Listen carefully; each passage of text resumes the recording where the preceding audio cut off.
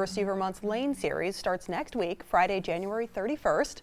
It features the performers you're seeing on your screen, Michelle Kahn and Tommy Mesa, and this, of course, is only the beginning. Good afternoon and welcome to Across the Fence. I'm Jolie Whitney. Fridays belong to the Lane Series, and today we're going to preview the acts that will take the stage this spring at the UVM Recital Hall on the campus of UVM. And if we're talking about the Lane Series, we must be talking with Natalie Neuert.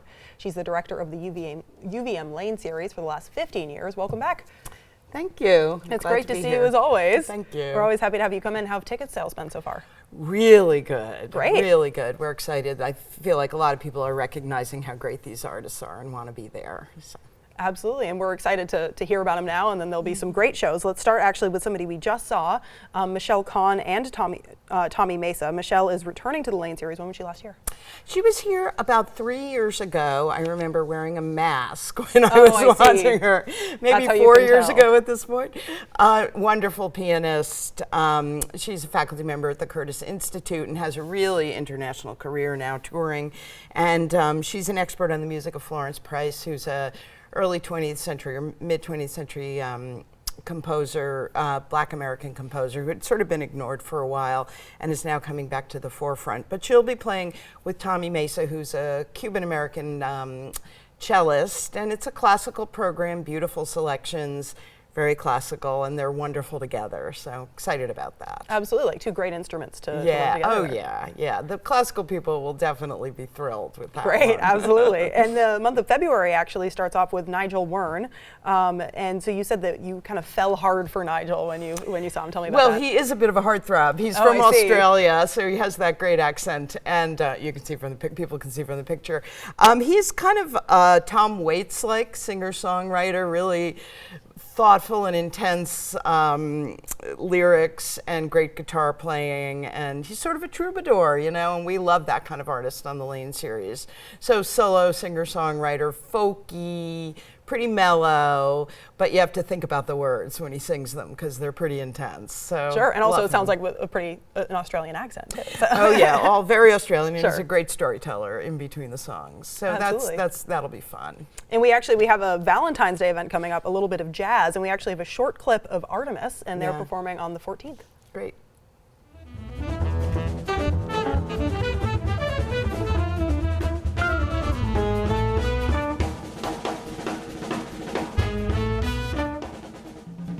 So this is an all-female group. How do you think you'd categorize their jazz? Well, it's pretty straight ahead, like virtuosic jazz, and they're really one of the only all-female groups. And we actually asked our students, we gave our jazz students a list of artists to choose from, and they chose Artemis. Wow. They're hard to book because each one of them is kind of a superstar with their own bands. So I was amazed when I was able to call and get Valentine's Day, no less. Somehow jazz on Valentine's Day feels really appropriate. Absolutely. So it was students' choice, and they chose well, and I think they're about as good a jazz quintet as you can get. So we're pretty excited. Sure, and as always with jazz, they're very fun to watch. It was cool to see them. Yeah, there's a lot going on the stage. So book your tickets. Your Valentine's Day plans are now. Selling very quickly. All right, great. We actually have a guitar virtuoso taking the stage a little after that, February 21st. Talk about Pipo Romero Trio. Pipo Romero is a Spanish fingerstyle guitarist. So he comes from the flamenco tradition, but he does his own sort of acoustic compositions as well. So it will feel like a night in Spain. He has a wonderful trio with violin and percussion, so it really fills it out into this kind of rich Spanish sound. I think like if you were wandering through Sevilla and you stumbled into a club, like this is the kind of music you would hear. He is highly respected though, and he's amazing. And we're hoping to arrange a workshop with we have a lot of guitar students at UVM, and he'll also make a visit to a Spanish class to talk about the culture of the music and the roots of the flamenco traditions. So great. Making the most of his time here. Yeah. I mean, we are part of an educational institution, so to give our students access to these artists is really important to us. Absolutely, a great opportunity. Yeah. And we have another one in February. This is a British ensemble, lots of people coming from all over the place. The Gesualdo Six, who are classified as early vocal music. I've never heard of that. What does that mean? Well, early music is the music it's music before 1800. Okay. Right? So it's going to sound like music that was written in a church, right, or to be performed in a church. It's got that the harmonies and the sort of polyrhythms, and it's just this perfect little vocal blend, right? These 6 voices. It's very spiritual in nature, the music, and very, very beautiful. So early music just means music before 1800. Sure, but definitely it sounds like a different sound, so something cool It's to hear. very much a different sound, and there are no instruments, so it's completely a cappella, and they create all the rhythms, all the harmonies. It's all just happening right in front of you, and they have to be flawless for it to work. Like, there cannot be a note that is not perfect, Sure. and these guys are perfect. Absolutely, and we have one that is coming back for another trip to the Lane series. They were here in 2019. Frigg is the name, and they're a Nordic septet with kind of an interesting name. Where are they from? Well, they're I think from a few Scandinavian countries, so Norway and Finland, and maybe some Swedes. So they. Oh, thank you. Yes, I don't know why my voice is all of a sudden going. I know we don't. You're a have much busy time. woman. Thank you. So, yes, I believe Frigg is the Nordic goddess of marriage and the household, or something like that. The wife of Odin, perhaps. So it's actually a name from their culture. They play fiddle mostly and stringed instruments. There's some like guitar-like instruments and mostly fiddle, and they're amazing. You know, it's high energy. Nordic sounds can sound somewhat like Celtic music, but it's really its own thing. And that's selling out like crazy. So if people want to go to that, they should. It's a very popular form of music here for some reason. Great, so, yeah. Yeah. And Frigg means more than just when you stub your toe in like a preschool. Yeah, exactly. It does not mean that in Norwegian. All right, very it's different. like a goddess name. And something a bit different from that, on March 21st, you've got Ghost of Hamlet. Tell me about that. Yeah, this is a really interesting show, and we're one of the few presenters in America who got it. So it's an Italian soprano who is singing early, again, before 1800, libretti that were sort of refound based on the Hamlet story. She plays all the roles, and it's actually Hamlet told from a sort of female point of view, sung with a chamber orchestra, a Baroque chamber orchestra from Lyon, France.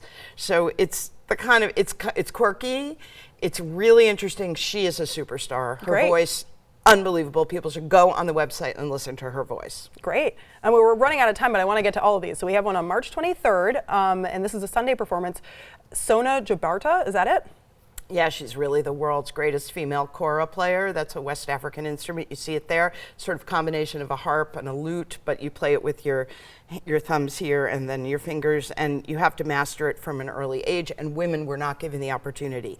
So she is one of the few women kora players out there, and she's a superstar. So a standout in more way than one. Yes. And at the end of March, we have a family band, which is a quartet. Tell me about the Jupiter String Quartet. Well, yes, it is a string quartet.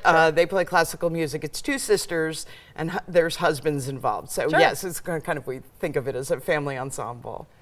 All right, and we've got Ilya Yukashev, and he's the first April performance at the UVM Recital Stage Hall, or Hall Stage, I should say. And this is the 100th anniversary of Gershwin's Rhapsody Blues. So we actually have a moment from this performance. Let's take a listen.